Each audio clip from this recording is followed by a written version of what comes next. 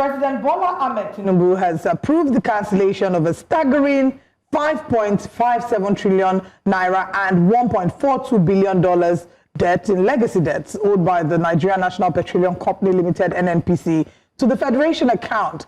That's nearly 90% of the naira-denominated obligations and 96% of the dollar debts gone and wiped clean. But what does this mean for Nigeria's fiscal health, transparency, and the future of oil revenue accountability? Joining us for this discussion is Professor Emeritus of Petroleum Economics, Professor Wunmi Iledare. Good morning, sir. Thank you for joining us. Well, good morning, and thank you for inviting me. Compliments of the season. Compliments of the season to you as well. Thank you. Let's start with the power to write off the debt and the implication of this writing off. What does it mean in practical terms if the president writes, as the president has written off this this debt? What does it mean? Well, we can look at it from two dimensions, in my opinion. One is the legality of it. Second is the commercialization intention of the PIA for NNPC Limited. Let's look at the legality of it, and I want to put us on the same page. The president is an executive president with an executive power when it comes to the fiscalization and financial framework of the nation. Let us take it from there. Now, is that a good precedent? We're going to talk about that. Now, I look at it from the commercialization component. It's more or less a lifting of the burden, financial burden, thereby increasing the credit worthiness of NNPC Limited. Those are the facts. Then the second thing, as we continue the conversation, is to look at the components of this debt. And I want us to be able to have a conversation on that. First, people must come to terms to look at what does this really mean in terms of the relationship between NNPC as an agent of the federal government before now, NNPC as a commercial, as a karma liability company, and NNPC Limited going forward. So if I answer the question to start, the legality of it is not conjectural, because the president has the executive power, and constitutionally, the president is in charge of the fiscal framework and governance of the federation. Second, the implication on NNPC operationally going forward. Unfortunately, we are very pessimistic and doubtful of nearly every government actions. But I would like us to discuss the component of that debt so that we can have a good understanding going forward. By the way, I'm speaking as an expert on the subject matter. I'm not a pro-NNPC person, neither am I pro-government. I am actually pro the Federal Republic of Nigeria. Now, let's talking about the component of the debt. What part of it? How did NNPC accrue this much debt in the first place, and also the incentives and discipline of this debt write-off? This writing off debt at this scale risk sending a signal that, you know, inefficiency and weak financial discipline within the NNPC can always be absorbed by, you know, presidential intervention. They can just wake up one day and wave it off. And what lessons do we need to learn? I know that's quite a handful. No, I don't think it is. They are legitimate questions, and you are not in any way doing the wrong thing by asking those questions. But let's quickly look at the relationship before. And I want us to begin to think of NNPC of old as being different from NNPC that we have now. Now, they are not perfectly commercialized yet, but it's a progress that we need to be patient to see the way it evolves. Just the way you saw what's coming in the downstream market. Some of these things that are intended in the PIA will take some time because of the wrong steps we took in the implementation. But that's bygone. I happen to know very well the intent of Petroleum Industry Act, because that's something I participated in the crafting of it not the drafting. You know, there's a difference between drafting and drafting. But let's look at NNPC of old. And that's where I want us to begin. NNPC of old was more or less like a cash cow for the Federation for many years. More so the 10 years in which we are subsidizing petrol and PMS. I'm not here to defend the inefficiency of the NNPC of old. Neither am I in any way defending the ineffectiveness of the NNPC of old. Even from the military regime, NNPC stood in the gap then. Correctly, no. Incorrectly, yes. Because most of the money they were spending on behalf of the federal government, in my opinion, were not budgeted for. But they stood in the gap. And that is what created some of these, in my opinion, discrepancies with respect to who is owing who and who is not owing who. It begins with what we call the PSC, profit oil. Next is the joint venture equity. Next is the tax oil that they are selling on behalf of the government. Next is the royalty oil that they are selling on the government. And then the flow of the money into the Federation account has then a lot of leakages. So you are looking at NNPC of old. In fact, 2025 is the first year of the full implementation of NNPC Limited. And I have a forum in which I get information left, right, and center with respect to what is going on.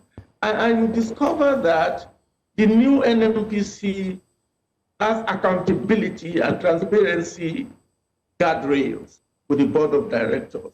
So if we understand some of this old approach or relationship between NNPC and the federal government, that's why you have some of these big challenges.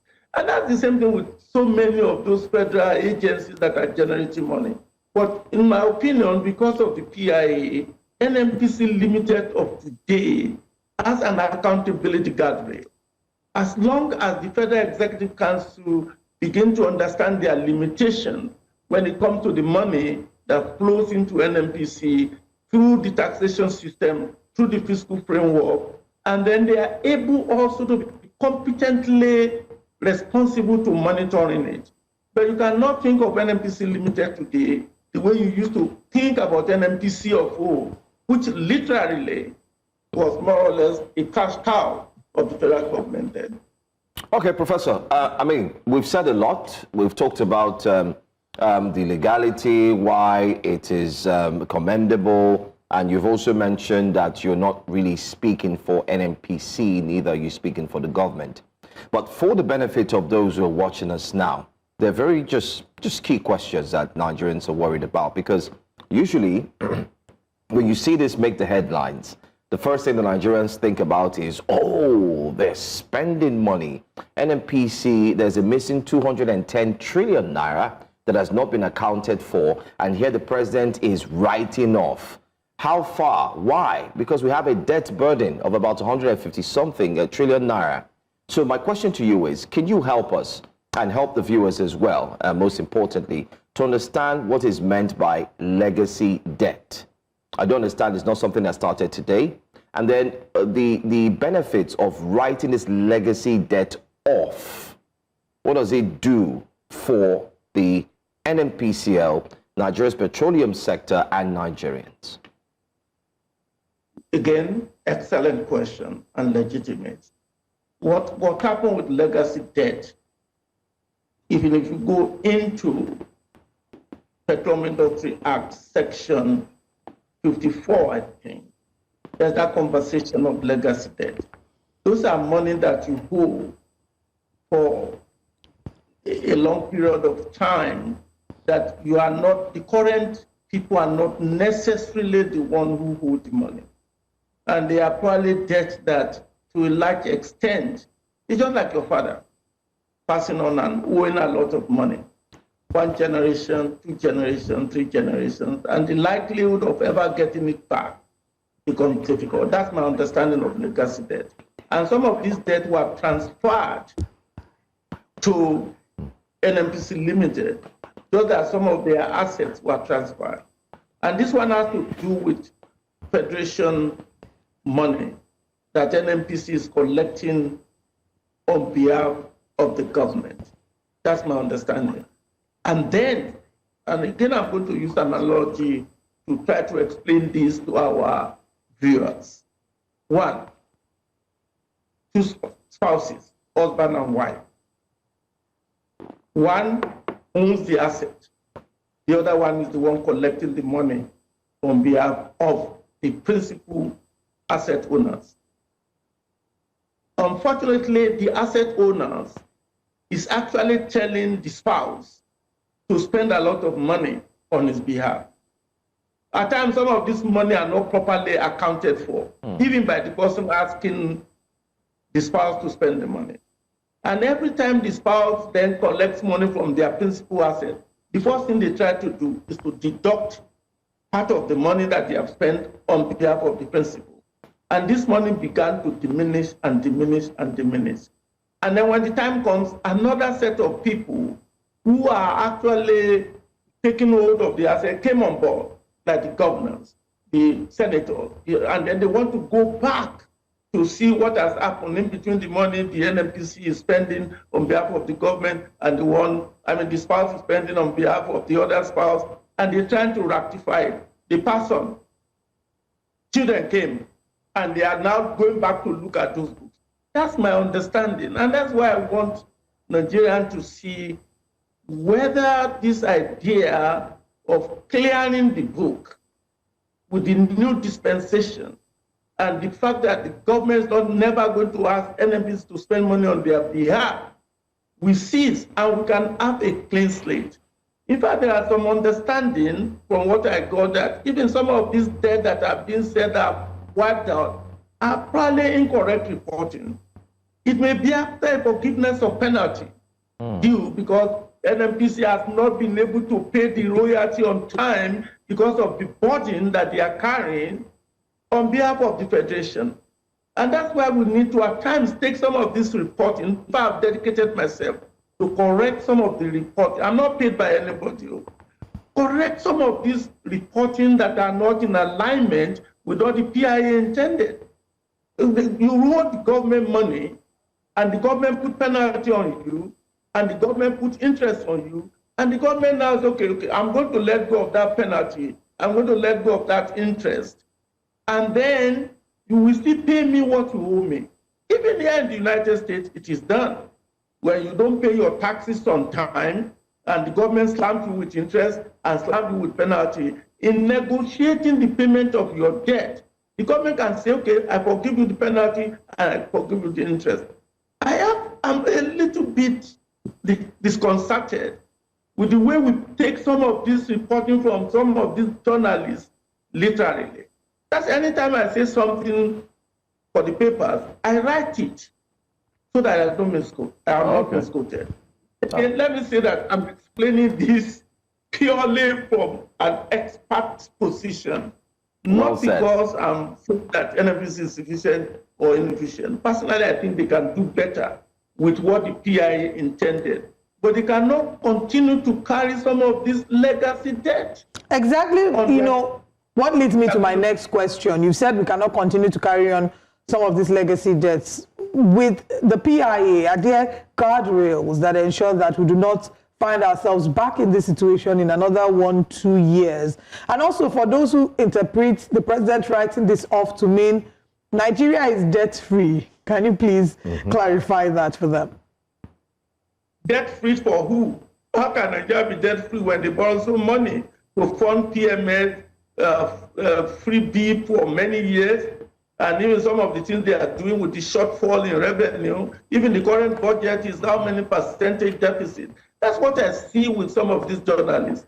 And I'm actually hoping to organize a lecture for them for proper education of the way the oil and gas sector works when it comes to economics. Now, quickly, with respect to the issue at stake, listen, you are asking legitimate questions. Even Nigerians are asking legitimate questions. You have the right to ask questions in the democracy. Are there guardrails in the PIA to avoid some of this misbehavior? Of course, yes. That's why, according to the PIA, the executive of the GM of the NNPC Limited does not report to the Federal Executive Council. They report to the Board of Directors. So you guys should begin to question the Board of Directors directly. Any misbehavior of NNPC Limited should be directed not to the government, but to the Board of Directors.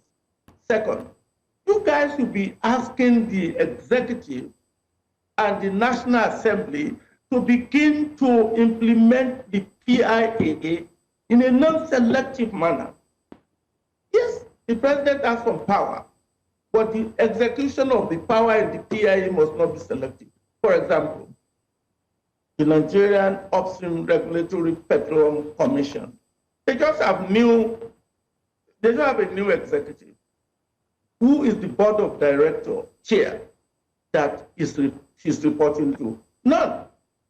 So how do you expect the Petroleum Commission to be able to perform effectively, efficiently, equitably, and ethically without a board that the PIA expected her to report to? Second, the Petroleum Authority. You saw the wrangling between the authority and Dangote, but there's no Board of Directors. So again, some of these are the issue. But the moment you talk about money, people just went banana without thinking about empowering institutions instead of individuals. That's where you have these problems. And the guardrails are there. It's not they told me, I know they are there. The implementation is the key. If we want to solve some of these so-called legacy debt that has transferred from one generation to the other generation. When I say generation, you understand what I mean? One government to another government. You are talking since Babangida's regime to Obasanjo, to Jackson, to what's his name, Jonathan. Yar'Adua. All of these things are accumulated because we empower individuals instead of institutions. But the PIA does the right thing. Implement it well. Now, Emeritus Professor, let's talk about investors. How will investors read this from the perspective of international investors and lenders? Does this move to clean up NNPC's balance sheet and improve confidence, does it raise fresh questions about governance and political interference? Again, I think, from my perspective, it's a good thing. It's a way to remove the uncertainty that beclouds the investors' mindset. Because the burden of this debt,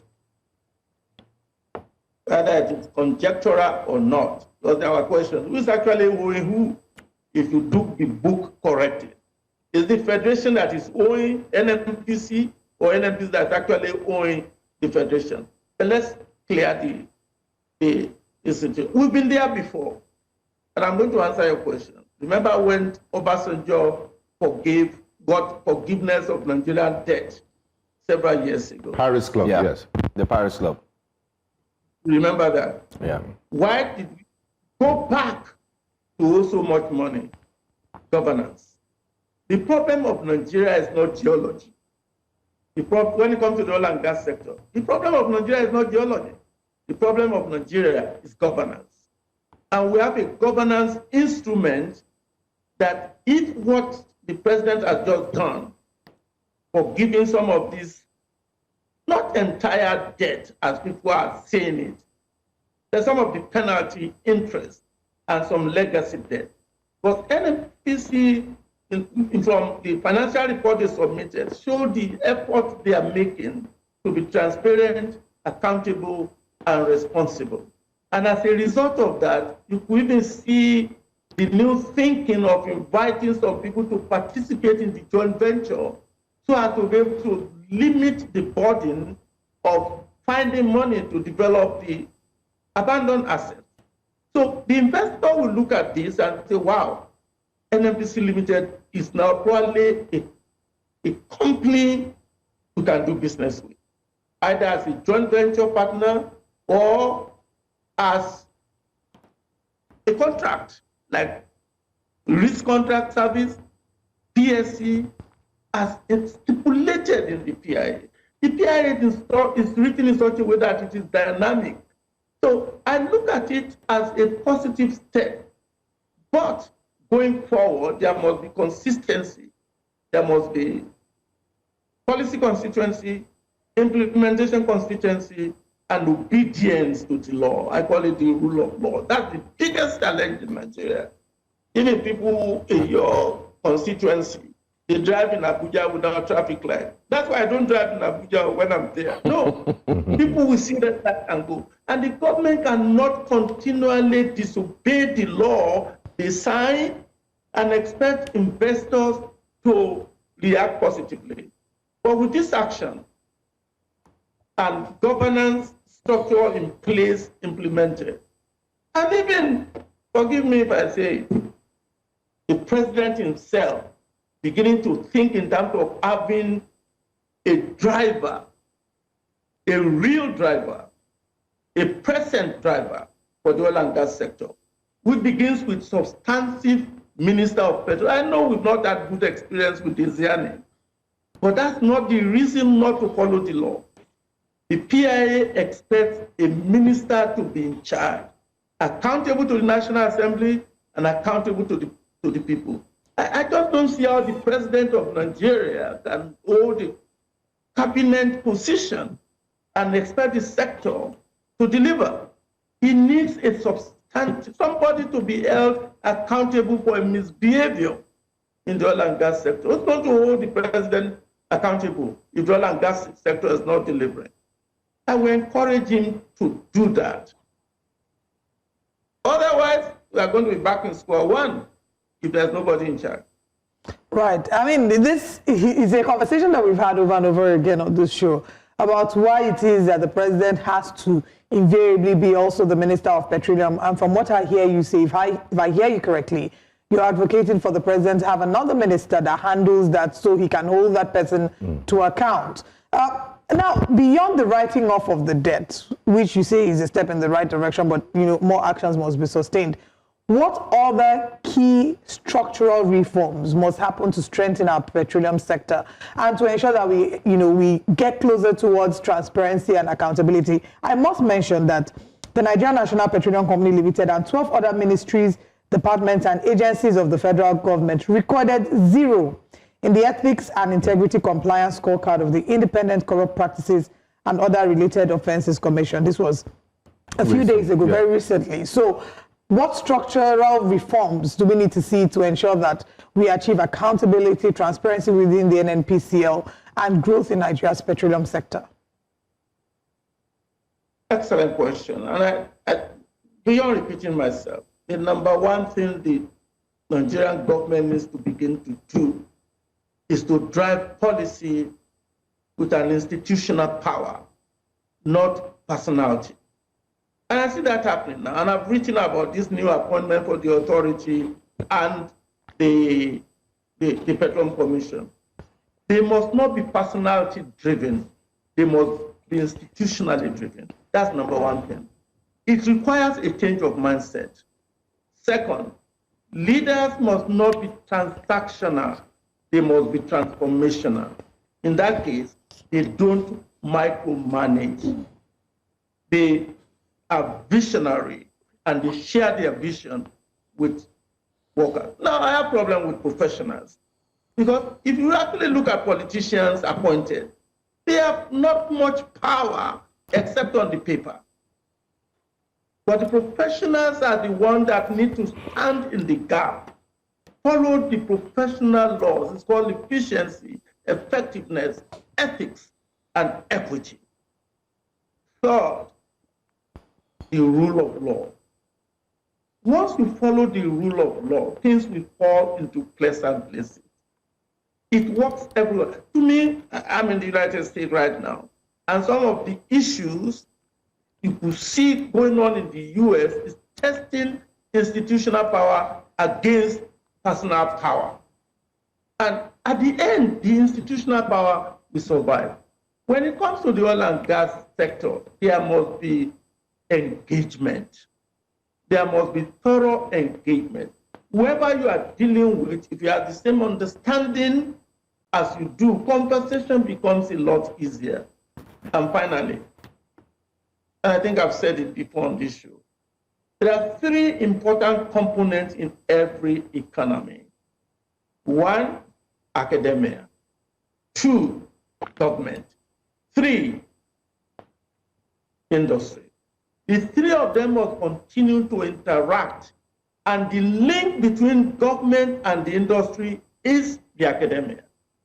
And these academia are the ones that have been left behind. And some of the reasons why you see this unsustainability of development in Nigeria is the exclusion of the academic community in decision-making process. We need to think about that. More so in the oil and gas sector, where research, technology, and innovation is key. And there's no better place to test those things except in the university environment.